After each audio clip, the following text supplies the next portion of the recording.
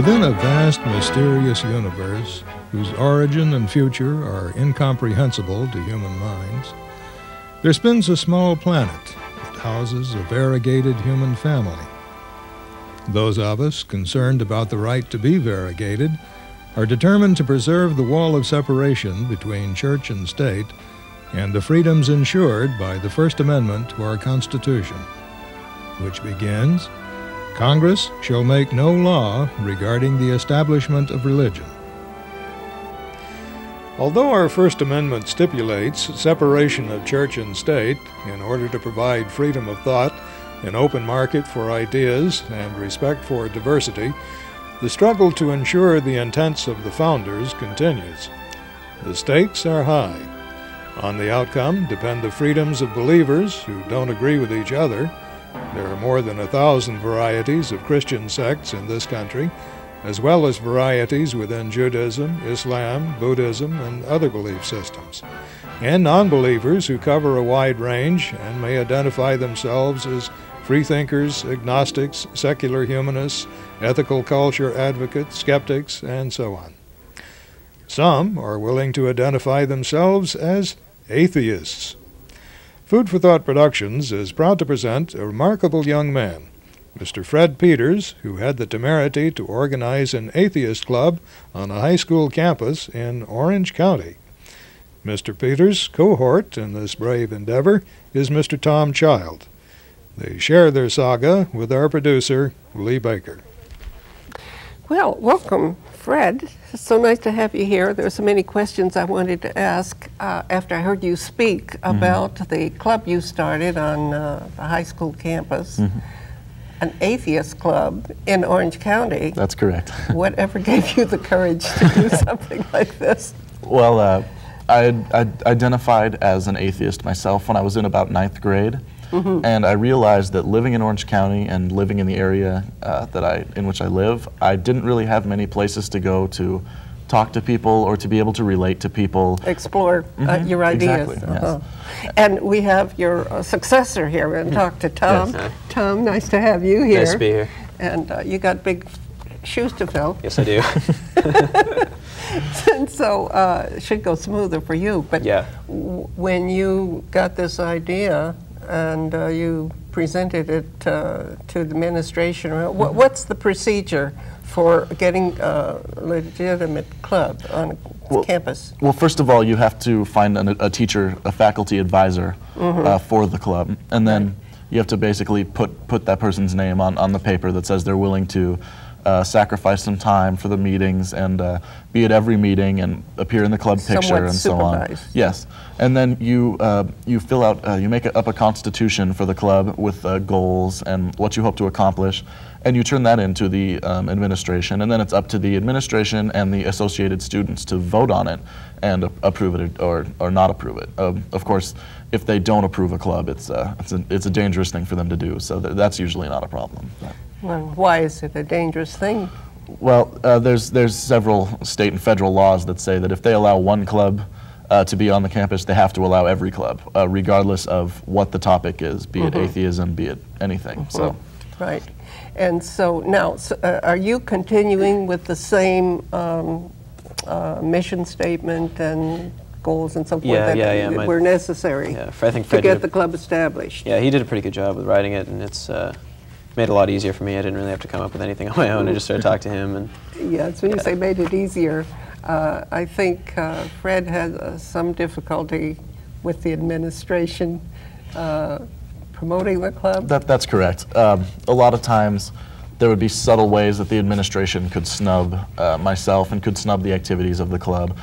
For example, I wanted to put an announcement over the PA system for every student to hear that was in a classroom right before lunch, right before one of the meetings we were to have. But I was told that they didn't do that sort of thing for clubs, even though basically on a weekly basis. You'd been hearing. Absolutely, yeah. And usually the announcement was for the Christian club on the campus. So it's that was a problem. But so they have a pretty big Christian club. Definitely, yeah. And what attracts the students to the Christian club?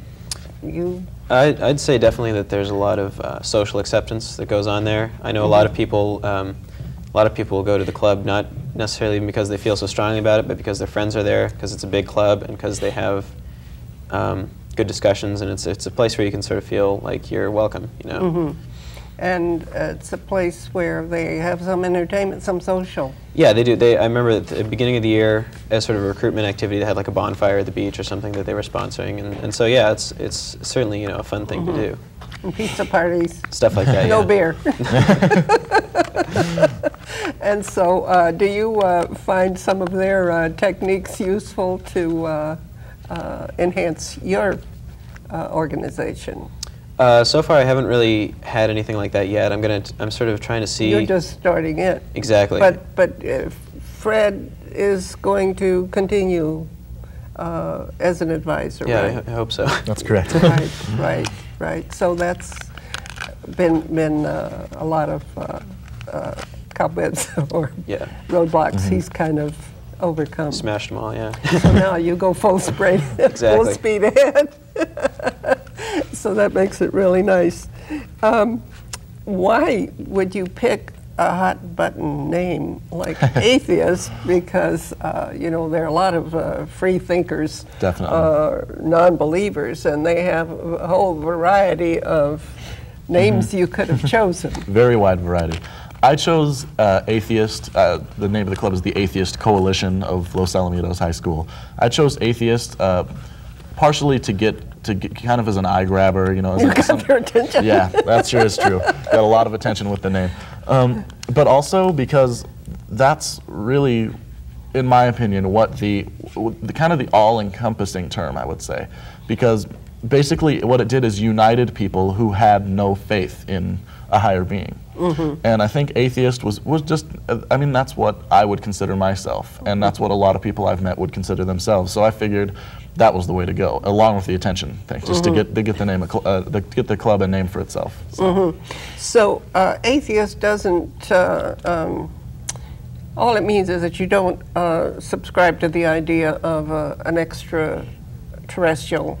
generally, yes. There's always variations in every group, and atheism is no exception. But that's the Lots general. of variations. Yes. I see.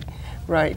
And so you thought that the pluses of just really getting attention and getting that out of the way was worth overcoming some Definitely, of the, yeah. some of the difficulties. What kind of when you started out? Who came to your meetings when you? Well, at the first few meetings, there were about between 5 and 10 people who were atheist, and sometimes as high as 40, or usually about 30 Christians from the Christian club, who would come to just be really volatile and yell at people and talk out of turn and so on. That's what they call spoilers. Exactly. So it was a difficult situation. Especially for me, because these are my peers in this room. I'm not in any position of authority other than I started this club. So I was really having a problem. You didn't get a gavel? No, didn't have the gavel, the option of the gavel, but yeah, eventually it worked itself out. You have to get a gavel. Of course, it's first on the list. So it did work itself. Yes, it did. After a while, I mean, we organized debates between the two sides, and just everything changed. Oh, great, great. So you found a way to dialogue and so on. Definitely, yes. You were telling me that you have some email correspondence. Yeah, I have actually. Fred has a website for the Atheist Coalition, and my name is up there as the new president, and consequently, since he's put that up there, I've been getting a few letters from people. So far, they've all been Christian, just sort of asking me why I believe the way I do. And then in my response, I'm just very honest, and I say that I'm not trying to make anyone feel bad about their belief or anything like that. And generally, you know, if I'm completely honest, I get completely nice responses back. They're just really impressed by that. So as soon as you assure them you're not interested in converting them, yeah, and I'm not evil. And you're not interested in them converting you. Exactly. Yeah. Then you talk. Yeah. Then you can talk. Yeah. So you have a website. That's correct. Oh, so at the end of the program, we can put that up on the screen, and anybody can contact you with that. Absolutely. And would you both be available if students at other high schools want to start an atheist club? Absolutely. Yeah, Yes. I've actually gotten a lot of email from people all over the country, all over the South, and people in Washington State and North Dakota, South Dakota, wanting to start a club like this. But all of them are the same. They say, "I think I'm the only atheist," and I'm That's what you so thought. afraid. Yeah, exactly. I just tell them, you know, they're out there. They're just as afraid as you. But this is a really important step. So hopefully, I haven't really heard any responses from those people, but hopefully they've taken the reins and kind of. Well, we'll put your addresses on the website and email, and then they'll be able to contact you, which would be great. But incidentally, there is an organization of mainstream religious groups called the Progressive Religious Alliance, and they have a whole range of sects and different Christian groups. There's about 1,000 different Christian sects, varieties, besides all the others. And so they've organized a program where they're going to have a panel of representatives of different beliefs to tell how their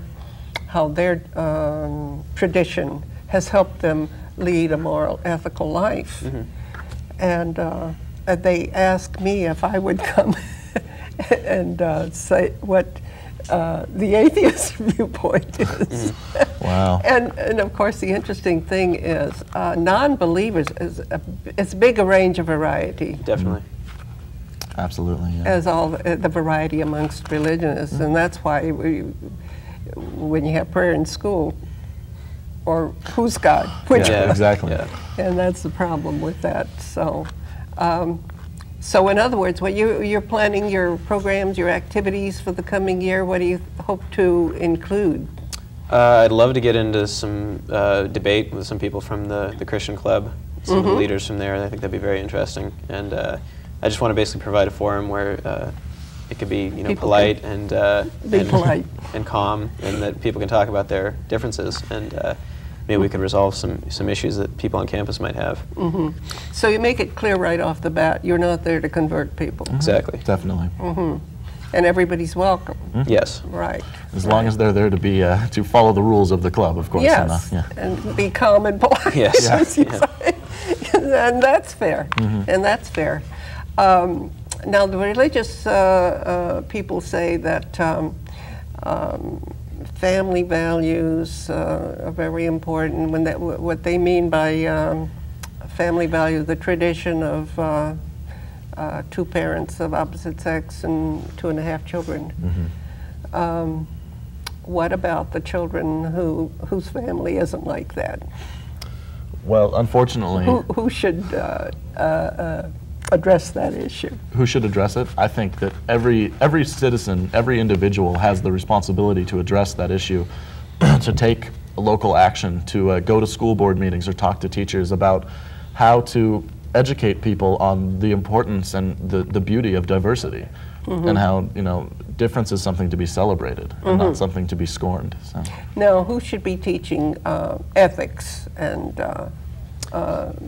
important values? Well, I'd say that it would, I'd certainly put the responsibility on the parents, and I think unfortunately that a lot of parents don't take that responsibility, and consequently it has to be, I think it's important that the educational system tries to get some points across on how to be a good person in life, because everyone's required to go to school. Not everyone is required to have good parents, and so I think that's that I think unfortunately the teaching staff and the school system has a lot of responsibility in that area. Right. Well, it's hard to change curriculum, especially when the school boards they're pretty hard to. They get Definitely. a lot of people who don't want to teach sex education for one reason or another, and don't want to teach the value of diversity, and don't want to teach these things that you're doing in your extracurricular activity. So is there a way that you can sneak some of that in, or that you can offer that? Hopefully. I think what we're doing with the Atheist Club is a stepping stone in educating people who are in high school and just opening people's minds to maybe a different viewpoint on religion or on spirituality. But where it has to start, if it's going to be in the public school system, is much younger than high school. I mean, kindergarten, first grade, just the you know, the importance of teaching that is immeasurable to the health of our society and the prosperity of it. It's important to the individual, but to society as a whole. Yeah, definitely. To all of us. Definitely. And so what the parents don't do or can't do, society had better do. Exactly. And we can't just leave it up to churches, which church? Yeah, exactly. And one common misconception that should be cleared up is that ethics don't depend on religion, and morals and ethics don't require a religion to be present. You know, you can be a perfectly ethical person like Tom and I are without some kind of higher power influencing that, you know? And that's something that's really not a very widely held opinion. Unfortunately, that's true. Yeah. But I think that if you have common sense, you would come to the conclusion that you need to be an ethical person, treat other people as you would like to be treated, which is the basis for all religion. Yeah. Yes. Or else you're not going to do well. If you're not an ethical person, people are not going to want to have you as a friend. They're not going to have you do business with you. Absolutely. So really, it's a matter of common sense to be ethical. So, so it's perfectly legitimate that that would be a part of education. And then what you were talking about, the idea of discussing things calmly and politely, and conflict resolution, that could be taught even from the beginning. Absolutely. Yeah. Yes, so that's something that you people can contribute as community service. Ideally. Yeah. So, oh, I wanted to know about gender balance in your organization. How about the balance between the males and females? It was fairly, both years I was president and both years I was there, it was very evenly balanced. There was probably a slightly larger male population that would come to the club. But there was a very good balance. I was very pleased with that. That sounds good, and you hope to continue that, make it, and you're able to do more social events when you have a gender balance, right? And so now, a lot of people believe you can't have an organization or movement without charismatic leaders. Now, what happens if we don't continue to have charismatic leaders like Fred and Tom, and you don't want the thing to fall apart? And well, I think that primarily getting at the high schoolers younger would be the way to go. Sort of setting up every year, kind of making sure that there's someone that's going to continue it in some form or another, and that I think that. It's one of the problems because when you're a freshman and sophomore, at least when I was a freshman and sophomore, you have a lot of concern for what people think of you and for your social group. And so when I heard that there was an atheist club, I thought, that's what I believe, but I don't know if I really want to go there and single myself out at this stage in the high school game. And then I think when you get older, you start to you're able to sort of become more individual. But I think it needs to be, I need to get like a freshman or sophomore that's going to be there for the next 4 years that can make sure that you can establish some sort of tradition that the club is there. And some kind of a framework that they have. Like you got a certain amount that Fred was developed the year before you. And it just needs to be, build on that. And build on that and so forth. And you were saying that you had some questions about religion at a fairly early age. I think it was about 4th grade, I had a lot of conflict. I would sort of be up nights thinking I was going to hell because I didn't practice religion. And because my parents didn't bring me up to really believe any way or another. And they always had the option for me to be whatever religion I wanted to. And then that caused sort of a conflict. And my mother knew I was having problems with this, and she told my 4th grade teacher at the time, who was a friend of hers. And the 4th grade teacher of mine kept me after class one day and basically tried to convert me.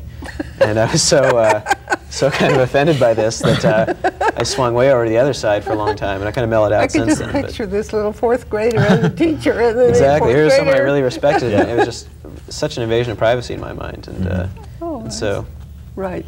that was a real turning point in my faith. So in other words, you're curious about it, and that's like learning about comparative religions and so forth. And my background was very similar to Tom's in that way, that I was always curious about it, and I was raised very secular. Because it's all around. Yeah. I was raised in a secular home, and so my background and Tom's are very similar in that way.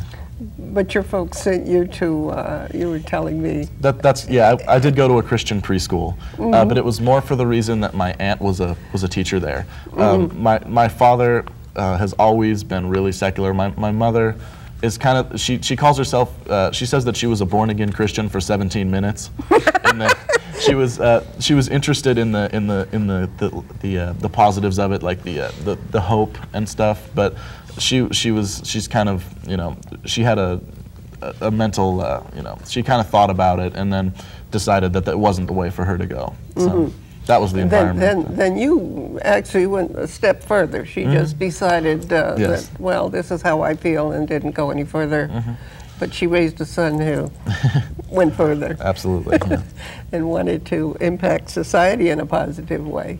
Well, now, of course, it's wonderful that you have all of these goals and accomplishments and so forth, but that does take away time and energy from your schoolwork and your social life and so forth.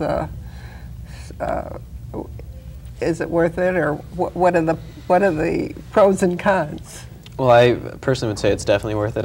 I mean, I enjoy sort of reaching people in this way, and I enjoy making people feel that they're accepted somewhere, you know.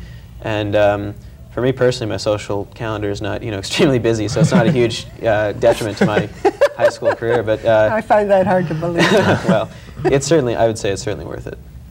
And so you felt that it wasn't that much of a the benefits were much far outweighed the costs and so forth. How do you think that you have grown or benefited from your activities? I think it's definitely made me more willing to be an individual, because once I saw that there were people there that felt the same way I did, then I wasn't so afraid to come out and say, yes, I don't really practice any religion. This is who I am. And so I definitely say there was some growth in that area. And plus the fact that, just like for self-esteem, the fact that I realize I'm sort of like helming this club, and it's just, I don't know, it just feels like, you know, that someone had enough trust in me to give this to me, and to have some sort of power over the situation. That's a really worthwhile. It's very worthwhile. And then you had a chance to get a mentor who had broke some ground before, and a good friend. Yeah, I don't think, I mean, if it hadn't been for Fred, I don't think I ever would have started anything like this on my own. You see, and so then your successors are going to be saying the same about you. You're doing things that really high up executives know that is a part of leadership, is to train your successors so that you can move on. And so you're learning that at early stage. And what are your, do you have career plans as yet, or you plan to go to university after high school? Yeah, I'm probably going to go to college right after high school, and maybe major in film, and just, I'm not really sure exactly what I want to do as a career right now, but something in show business. Yeah, probably. Well, you're in the hotbed center of it, so it sounds like a good choice. Yeah. It's a good choice. So that sounds good. And how about you? What's your reaction, or after 2020 hindsight? Well, I just want to completely echo what Tom said. I mean, the positives that came from this experience for me as a person, and for me as really like a leader of this club, where people grew in themselves and in their own individuality. The positives for me outweighed any negative that I received in form of discrimination or comments or negative things that I've heard, or even giving up those few hours a week. You develop a strength along with the thicker skin. Yeah, absolutely. Yes, you do. Well, that helps a lot when you get out in the, in the real have world. To learn that, yeah. Beyond the ivory towers. I'm really interested in how you both feel about community service, as really a lot of the private schools recognize the value of that, and making these connections with the people you'll deal with when you get out of school. Do you think you'll be able to do that? A lot of times faculty, they kind of stay in the ivory tower. Yeah. That sure is true. Yeah, I think that community service is just an invaluable part of living in this society. I mean, if you stay in those towers that you talk about, and you just you look out, you don't really see people. You see you don't see anything really, because you're keeping yourself enclosed. You don't know how it enclosed. works. Yeah, you're keeping yourself enclosed in this little confined area that you call your life, where you have so much more potential than that. So I think it's of chief importance to help the community in any way you can. And I'm hoping that we're going to be able to continue that tradition. We've done some community service within the club and stuff like that. I'd really hope that that's able to continue for a long time. And what about political action? Well, political action, I think, is something that is becoming increasingly important in today's society, because I mean, education, I think, is the absolute very underlying basis of change. But in our current society, that process takes a long time, and people are currently they're currently the victims of discrimination or of any variety of. Some people can't be persuaded or convinced of new ideas, and unless it's the law. Yeah. Absolutely. Yeah. So unfortunately, that is the case. So you are very brave, because it's been traditional that you never get into conversations about religion or politics. Yeah. And we do both. Exactly. Yeah.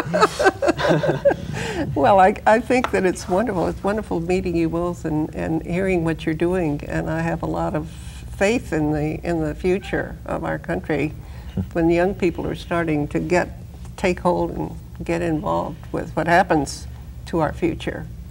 And so it's been a pleasure having you both, and I hope we can get together again and talk some more. Absolutely. Okay. This trio continued their conversation and plotting strategies to impact society in positive ways. It's encouraging to see young people like Fred Peters and Tom Child starting early to assume responsible roles that will ensure continuation of our free democratic society. Fred has promised to return with a report on his other valuable project, which has the worthy goals of promoting tolerance and eliminating prejudice and hate crimes. Watch for the Food for Thought production about the Gay-Straight Alliance, wherein Fred explains his concern, as a straight man, that the civil rights of all members of our society be protected. For more information about atheists on campuses, you can reach Fred Peters via email at fredp333@aol.com. Tom Child's email address is lettermanfan@aol.com. Their website address is http://members.aol.com/fredp333/ACLA. We hope you have found this program intellectually stimulating, and that you will continue to investigate the ideas raised here. To connect with other like-minded individuals, please contact any of the dozens of free thought organizations, such as the American Humanist Association, American Atheists, the Center for Inquiry, and Atheists United. You may also email the producer directly via leebaker27@gmail.com. This program has been distributed through the courtesy of Atheists United.